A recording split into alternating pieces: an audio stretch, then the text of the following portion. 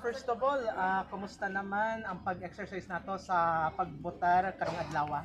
Oh, nalipay ko kay hanay kayo diri sa amuang presinto school, no? Walay taas ka pila, wala ga lisod ang mga botante, and we have a good weather today. So, ano no?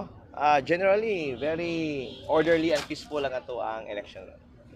Sir, what is the expectations po if ever na mugawas naman if ever ang resulta nato for the elections po? The expectations po. Of course, we expect for the best sa grupo, but we also pray, no, na kung unsa ang kabubuton sa Ginoo, ang kabubuton sa mga botante maogoy mugawas karong election.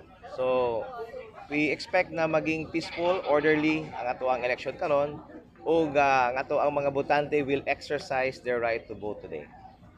Doc, actually, nakapost naman kasi mong paggawa sa drug test, no? Negative ka, pero wala ba'y laing wala ba'y laing ginawat ang imong challenge that time before the conduction of elections? Yeah, it's a challenge.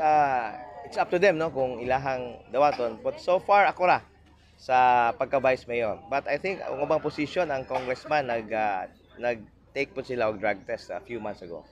Sir, after this, sir, sa itong mensahe sa itong katbang, sir, na medyo kuan man jud na karon nga balik mo. So, ang Davao City, ang mga pamilya na divide, ang mga amigo na divide, ang mga even the media, no, na divide na tanan. But after all this, we are all Davaoenos, and we all love Davao City, and we want the best for Davao City. So, after sa election, whatever is the result, let's move forward and work together for the best of Davao City. Any plans after the pagbotar? Karon ang magpahuway. No, kay 8 months may sigig tuyok tibuok Davao, nahubag pa gani ako mataw kay natulog og dugay. But I plan to take a rest the whole day until unya spend time with the family. How about the message na lang sa mga botante? Oh, mga botante, napay time ha.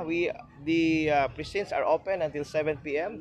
Gawas mo, boto mo, unya na lang mo mag happy after na sa pagboto nato. Kay ang ato mga presinto karon good news, nindot, orderly kayo. The machines very fast. Very efficient ang technology karon nga gikuha sa COMELEC. So hinaot nga i-exercise nato ato ang right to choose and to vote for our leaders. Thank you.